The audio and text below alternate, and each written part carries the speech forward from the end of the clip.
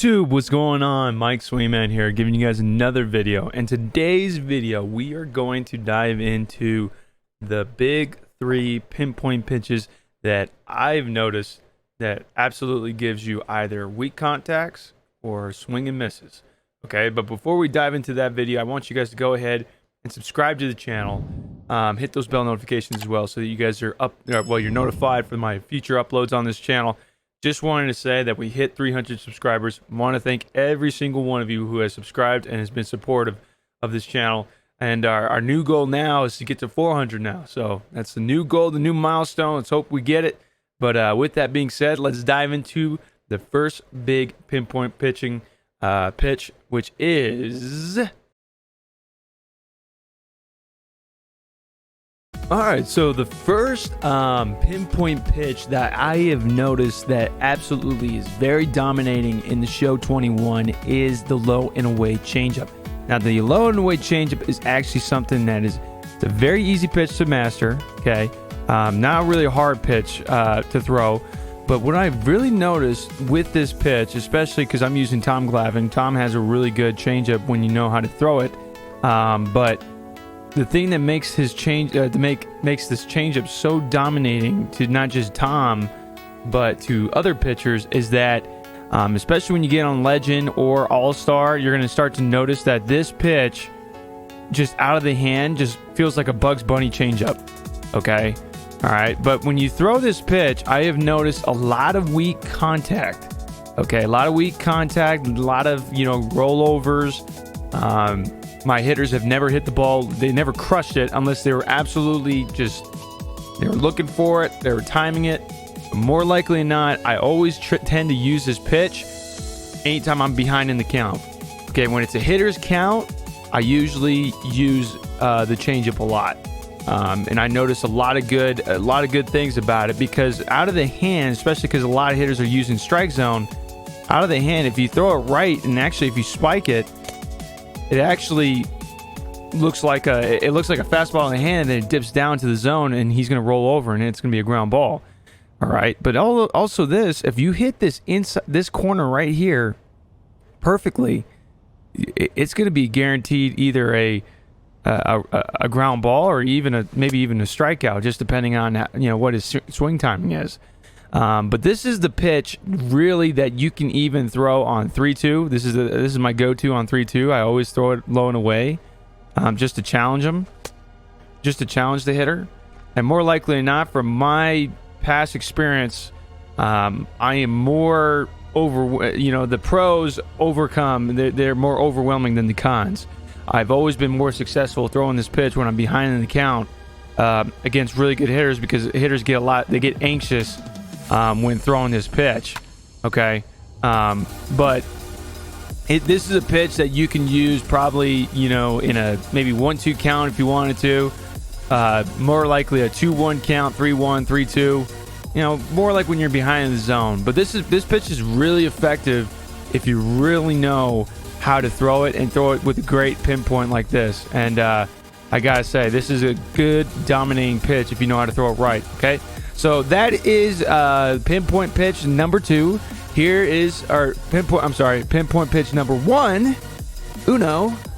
Let's go over to pinpoint pitch number 2. All right, so the next pitch that we're going to take a dive into is none other than the high and away sinker. Now, the high and away sinker is one of my favorite pitches to throw when I'm ahead of the count, and here's why. For some odd reason about this pitch, now it's just weird, but there's a timing miscue with the hitter on how to perfectly get that window.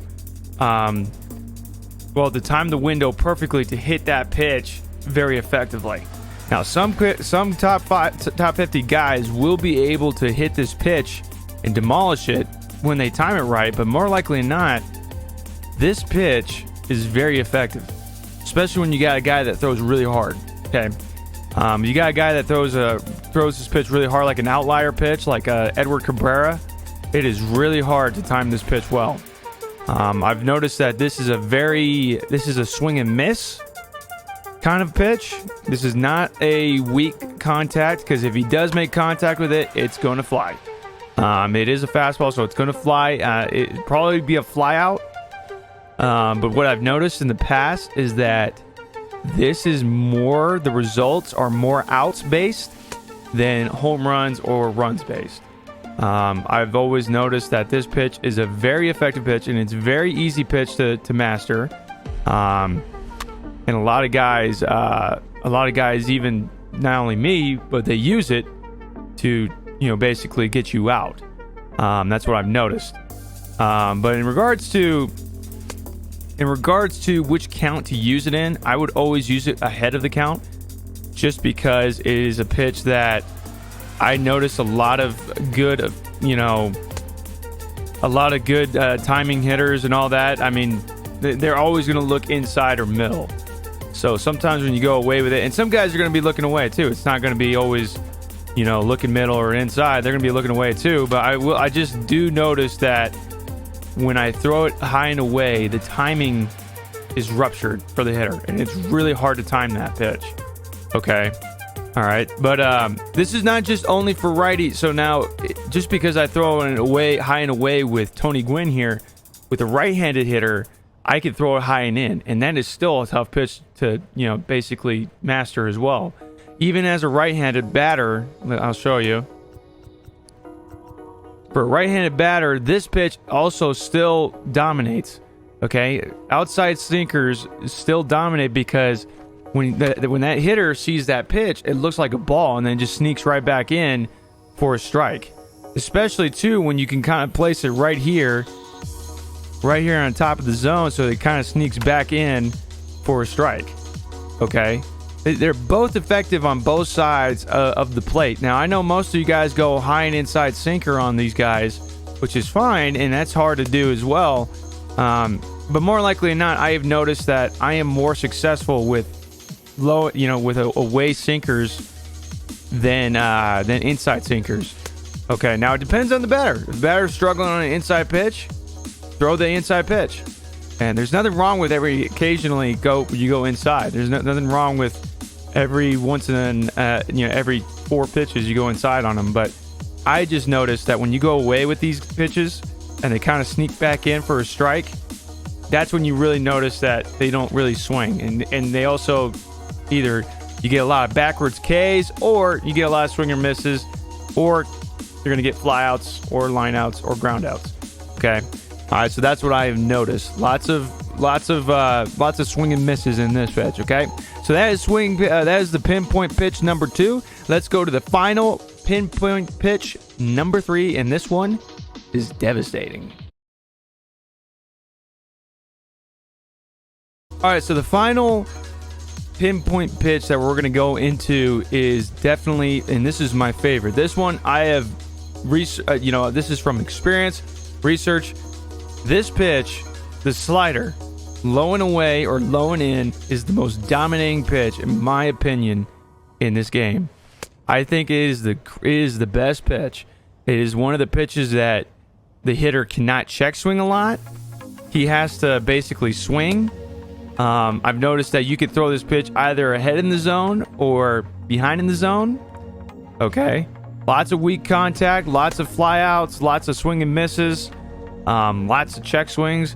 This pitch that I am throwing is one of the best pitches in the game, and this is the pitch that I get a lot of strikeouts out of. Believe it or not, it is one of those pitches that can be very dominating, can be very effective. Okay, and if you know how to throw it right, it could be great. All right, but it doesn't always have to be away. Now, I'm showing you a Ricky Henderson versus Pedro Martinez, and I know my computer is not swinging, but more likely than not, with an actual human being playing on the other side, he'll swing. Now, if it's Tony Gwynn, like a lefty, this is where I get most of my strikeouts versus righties on lefties. Is right here. Boom. Okay. All right. That is the pitch that has just been dominating. I've noticed a lot of check swing misses, a lot of check swings that couldn't go through, and they were called 3 strikes. Called 3rd strikes. Many times, and I mean many times.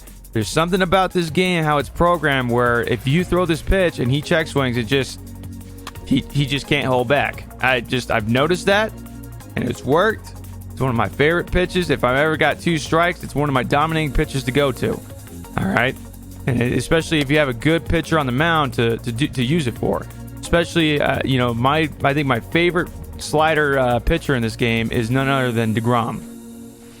I think DeGrom absolutely has an electrifying slider, especially if it's 94, 93, coming across from the right-hand slot, and it's very effective that way. I've noticed that, and it works, and I hope it works for you guys because I have noticed a lot of weak contacts, a lot of swing and misses, and you can use it for both behind the count and ahead of the count. It's great for both ends. But I do notice that this is by far, in my opinion, the best pinpoint pitch in the game because it does absolutely create outs, strikeouts, and no earned runs. So that's it for pinpoint pitch number 3. That is it. And those are the 3 pinpoint pitches that we got. We got low and away changeup. We got high and away sinker, and low and in and away slider. Well, guys, that is it for today's video. I really hope this video helped you guys out. This was a video that I thought would be very helpful. I know a lot of guys are very questionable about where to throw their pitches and such. But I really hope that this video really helps you how to be an effective pitcher and where to dot.